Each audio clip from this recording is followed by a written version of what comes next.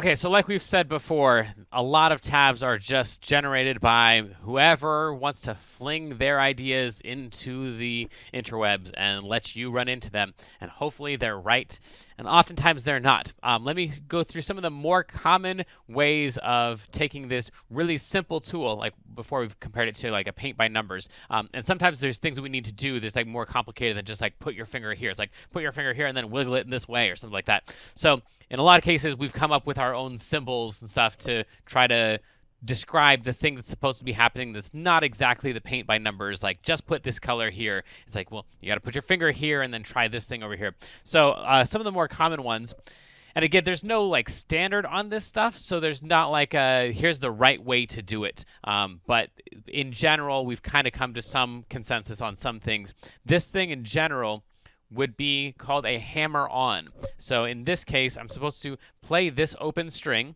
So I'm supposed to play a 0, and then I'm supposed to hammer on the 2nd fret. In other words, use my finger like a hammer and push it down hard enough and quick enough that on the 2nd fret, that it's still that ringing out that happened on the 0 is going to carry on over to the 2, and I'm going to hear both notes, the 0 and the 2. So this is a 0 and a 2. So I heard the 0. I'm not going to play again with my right hand. I'm just going to press on fast enough and hard enough. I'm going to hammer it on so I can hear that 2. That's called a hammer-on. It's going to take some practice. And if you don't play the first note loud enough or long enough, then it's going to die out. By the time you get to that other one, it's just you're not going to hear any sound.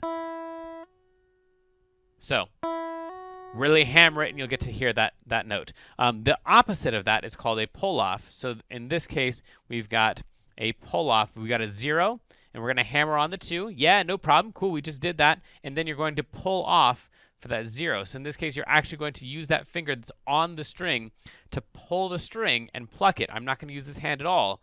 I'm just pulling off of that 2nd fret.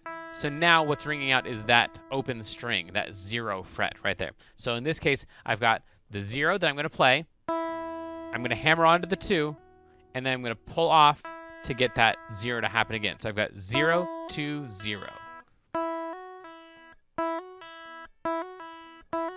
Takes a little bit of coordination because this right hand is probably going to want to play all those notes. But the way this is supposed to sound is 0, hammer on 2, pull off. So those are the 2 most common extra annotations that'll be made on a tab. And then we've got some other things in here that I want to point out to you. An X usually means you're supposed to play that string but have it be muted. So touch it in a way that you normally would be a detriment to your chord or your note. Because now you can only hear the rhythm of that. You can't really hear any particular note. That's the concept.